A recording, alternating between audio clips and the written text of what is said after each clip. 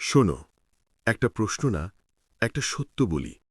তুমি জানো কি, আল্লাহর কাছে এমন কিছু মানুষ আছে যাদের নাম আকাশে লেখা হয়, কিন্তু দুনিয়ায় কেউ চেনে না। তারা বিখ্যাত না, তাদের ফলোয়ার নেই, তাদের কথা ভাইরাল হয় না, কিন্তু তারা যখন নামাজে দাঁড়ায়, ফেরেশতারা থেমে যায়। তারা যখন চুপচাপ চোখের পানি ফেলে, আসমান নড়ে ওঠে।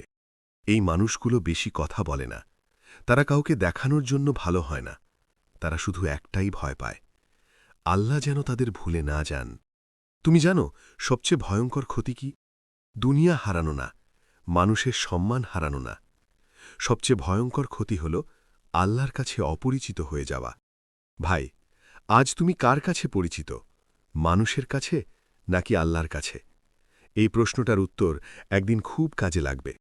যদি এই কথাগুলো তোমার ভেতরে চুপচাপ ঢুকে যায়, তাহলে এখনই ইসলামিক 7 সাবস্ক্রাইব করো, কারণ আমরা কথা বলি সেই সত্য নিয়ে যেটা সবাই জানে না, কিন্তু সবাইকে জানতে হবে।